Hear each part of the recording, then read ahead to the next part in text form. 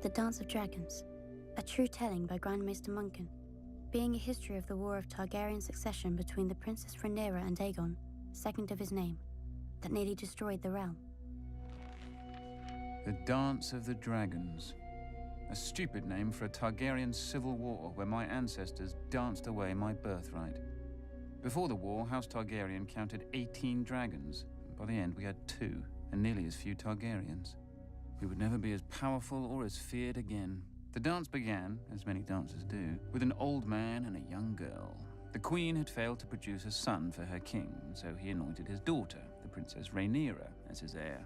But years later, the king remarried, and his new wife, Queen Alicent of House Hightower, gave him a son. Feeble and foolish, the old king refused to change the succession. He didn't even see how his court had split into 2 rival camps of blacks and greens, after the dresses that the princess and the queen had worn to some tourney. One night, a servant found the old king had died in his sleep and ran to inform Queen Alicent. Protocol dictated that the bells would be rung and a raven sent to Dragonstone to summon the heir, Princess Rhaenyra, for her coronation. But Alicent had other plans. Once she saw her dead husband's body, she sealed the room and had the servant thrown into the black cells to ensure his silence. At the hour of the owl, the Lord Commander of the Kingsguard, Sir Criston Cole, summoned the small council to inform them of the king's death. Sir Otto Hightower, the Hand of the King and father to Queen Alicent, demanded that the succession be settled immediately. The decrepit old men of the small council were confused. The succession was settled in their minds. The old king had forced the lords of Westeros to swear fealty to Princess Rhaenyra as his heir. But Sir Criston Cole rightly pointed out that a son comes before a daughter. The council argued until dawn, when the Master of Coin finally stood up and declared he would have no part of treason. Sir Criston Cole, wisely, opened his throat with a dagger, ending the debate. None were more surprised to hear of Prince Aegon's succession than Prince Aegon himself. At first, the fool rejected the crown, but his mother pointed out that his sister Rhaenyra would return such loyalty by taking his head. As the old king's trueborn son, he'd always be a threat. Aegon relented. He was crowned in the Dragon Pit, and his wife and sister Helaena became queen. His brother Aemond flew off to win over the few great lords whose support Aegon didn't already have. The banner of the Gold Dragon flew over King's Landing and the Red Keep as Aegon, second of his name, ascended the Iron Throne. He would not sit it long. When ravens carried the news of Aegon's coronation to Dragonstone, Princess Rhaenyra summoned her own Black Council. With her was her uncle and husband, Daemon Targaryen, considered by many to be the most dangerous man in Westeros. Few lords supported her, but the greatest of these was Corlys Velaryon, who controlled the largest fleet in the realm, and his Targaryen wife, Rhaenys, the old king's sister. Then there were her 5 sons, although none grown to manhood. A pitiful assembly, really. Combined, they couldn't match the power of House Hightower alone. But Rhaenyra had dragons. She, Daemon, and Rhaenys rode huge and formidable beasts, and 3 of her 5 sons were riders as well. Dragonstone also housed 6 more dragons without riders. Against this, King Aegon had only 4 dragons of his own. Dragons can burn a city, but only armies can take and hold it. If she was to prevail, Rhaenyra desperately needed the support of the few great houses not already sworn to Aegon. Her eldest son, Jaehaerys, flew to the Vale in the north. Her middle son, Lucerys, flew to the Stormlands. Rhaenyra hoped that the war would begin and, if the gods were good, end with diplomacy.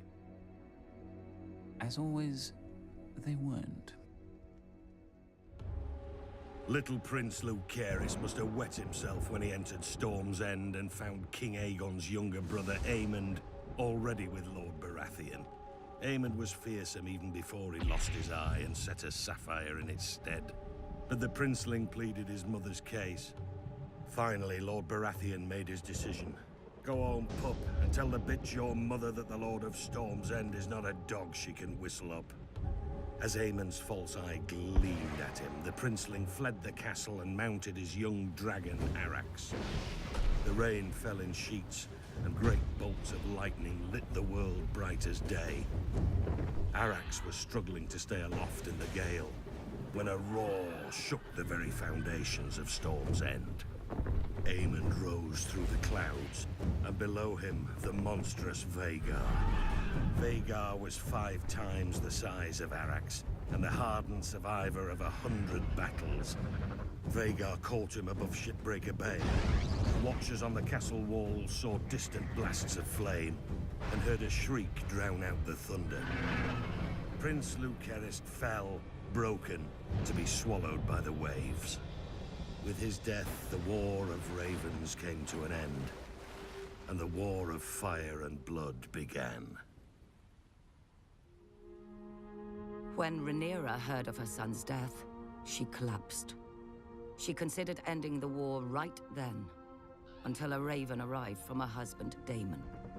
Her son would be avenged. Whispers slithered through the taverns and back alleys of Flea Bottom. 2 men were found. One was a former gold cloak, the other, a rat catcher in the Red Keep who knew all its secrets. History remembers them only as blood and cheese. One night, Queen Helena entered the royal apartments with her daughter and 2 sons to put them to bed. Without warning, Blood and Cheese burst in, daggers in hand. They told her that a debt was owed. A son for a son. Blood and Cheese demanded she choose which son would be ripped from her forever. Queen Helena pleaded with the men to kill her instead, but they refused. Weeping, Helena named her younger son, Maelor.